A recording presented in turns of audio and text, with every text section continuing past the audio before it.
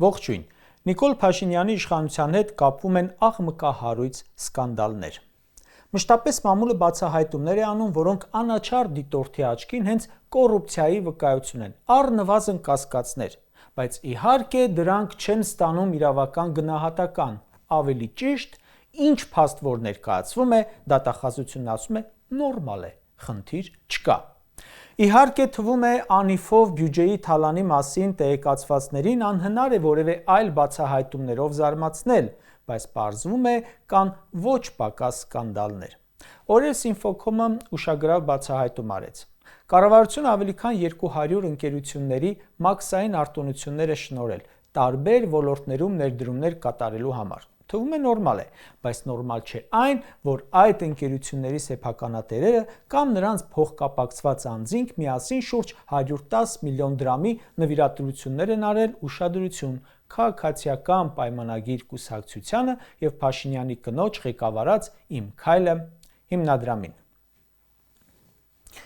Վերջին տարիներին հրապարակումներ են եղել, թե ինչպես է X ընկերությունը շինտեխնիկա փոխանցում քաղաքապետարանին, ապա ստանում է բազմահարկ շենքեր սարքելու թույլտվություն։ Հետո այդ բիզնեսի տերը կամ մերձավորը դառնում են պաշտոնյա։ Իշխանությունը կասի համընկել է, դատախազությունը կհավատա, իսկ մենք ոչ։ Մամուլը պարզում է, որ Ջերմուկ գրուպը ՔՊ-ին նվիրատվություն է անում 2.5 միլիոն դրամ։ Մի քանի շաբաթ անց ազատվում է 126 միլիոն դրամ մաքսատուրքի վճարից։ Մեկ այլ ընկերություն 2.2 միլիոն դրամ է նվիրում ՔՊ-ին։ Մի քանի շաբաթ անց ազատվում է 48 միլիոն դրամի չափով մաքսատուրքից։ Մի երրորդ ընկերություն 2.7 միլիոն դրամի մաքսատուրքից ազատման միլիարդ դրամի մաքսատուրքից ազատման արտոնություն է ստանում, հետո 2 միլիոն փոխանցում ՔՊ-ին։ Իսկ ինչու են փոխանցում մինչև 2.5 միլիոն դրամ, ոչ ավելի։ Ըստ երևույթին նրա համար, որ կուսակցության պարագայում նվիրատվության վերին շեմ կա, իսկ այ հիմնադրամի պարագայում չկա։ Դրա համար էլ օրինակ Աննա Հակոբյանի «Իմ քայլը» հիմնադրամին փոխանցում են նույն մամուլի հրապարակումներով 30 միլիոն դրամ, ապա ազատվում են 151 միլիոն դրամ մաքսատուրքից։ Եվ այսպես շարունակ։ Ժողովուրդ ջան, ես քաղաքացիս կարող եմ այս ամենը ու կարդալով այս ամենը իմ մոտ միտք է գալիս, առաջին միտքը ՔՊ-ին վճարում են գործարարները փրկագին, դաշտում ազատ գործելու համար։ Գործարարը ստանում է արտոնություն, ապա վճարում է ՔՊ-ին կամ Փաշինյանի կնոջ հիմնադրամին, կամ հակառակը, հանգանակություն է անում նրանց, ապա ստանում է արտոնություն։ Նույն բան եղավ, տեղերը չփոխվեց։ Հայտարարում են պետգնումների մրցույթ, շահում է ինչ-որ ընկերություն, հետո տեսնում ես, որ այդ ընկերությունը ՔՊ-ին գումար է հանգանակել։ Այս գործընթացները կապ ունեն իրար հետ, մեր կարծիքով այո, ՔՊ-ի կարծիքով իհարկե ոչ, ի սրտե նվիրատվություն է։ Օրինակ հետաքրքիր է իմանալը։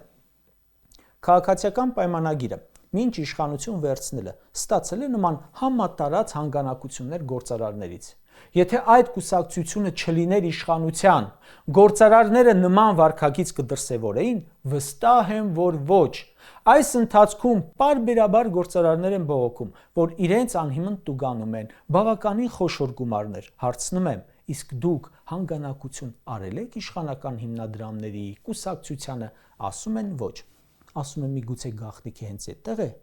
Ու զավեշտալի է, որ հենց այս իշխանությունը մշտապես խոսել է նախկինում ինչ-որ ատկատների մասին, գործարարների չամադաններով Բաղրամյան 26 գումար տանելու մասին։ Սա այն իշխանությունն է, որ համընդհանուր հայտարարագիր է մտցնում, ասում է այս տարի նաև թոշակառուները պետք է պարտադիր հայտարարագրվեն, որ կոռուպցիան կանխենք։ Սրանք խոսում են կոռուպցիայից։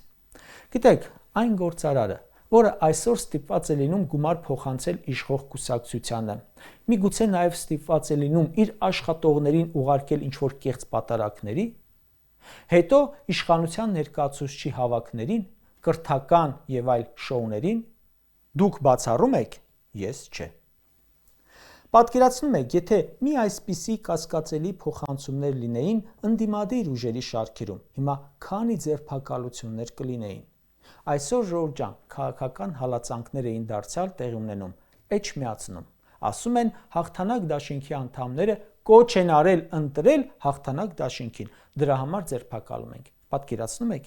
գործարարներ չեն, գումար չեն փոխանցել, հարկային արտոնություններ չեն ստացել, կոչ են արել Էջմիածնի ընտրություններում քվեարկել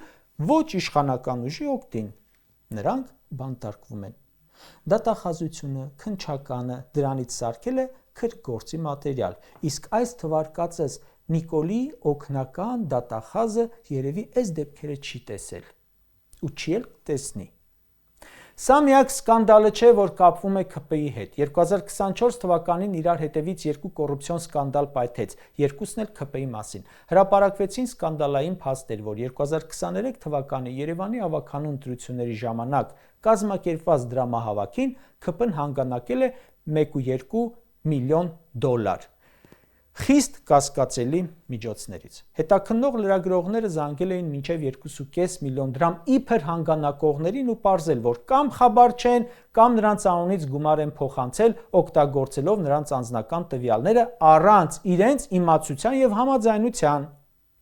Լավ, իսկ որտեղից այդ փողերը։ Այդ ինչ փողերը, որ կեղծիքով բերել մտցրել է ՔՊ բյուջե։ Ստացվում է սև, այսինքն ոչ օրինական ճանապարհով ստացված փողեր են շրջանառվում։ Հակառակ դեպքում օֆիցիալ փոխանցումներ կլինեին։ Դրանից հետո էլի մամուլը բացահայտում է, որ 2022 թվականին ՔՊ ստացած նվիրատվությունների մեծ մասը էլի կասկածելի աղբյուրից են։ Մարդիկ են իբր նվիրատվություն կատարել, որոնք իրենք տեղյակ չեն իրենց նվիրատվությունից։ Ավելին, որ իմանային, դեմ էին լինելու։ Եվ այսպես շարունակ։ Սպասենք հաջորդ սկանդալին։ Կարճ ասած, ինչ եք կարծում, եթե քննչական համակարգի ներկայացուցիչները չլինեին Նիկոլ Փաշինյանի աշխատողները, այս բոլոր ահազանգերը ինչ ընթացք կունենային։ Գոնե գործ կհարուցեին, չէ՞, հասարակության կասկածները փարատելու, հերքելու կամ հաստատելու համար։ Պատկերացնում եք, թե այս իշխանության հեռացումից հետո ինչեր են բացահայտվելու ոչ միայն մամուլը, այլև անկախ, անաչառ իշխանության գրպանում չգտնվող հակակոռուպցիոն, քննչական, դատախազական համակարգը։ Հա, ի դեպ, Նիկոլն ասում էր, քաղաքականությունը փող աշխատելու միջոց չէ։ ՔՊ-ին արված այս հանգանակություններից հետո էլ է նույն կարծիքին։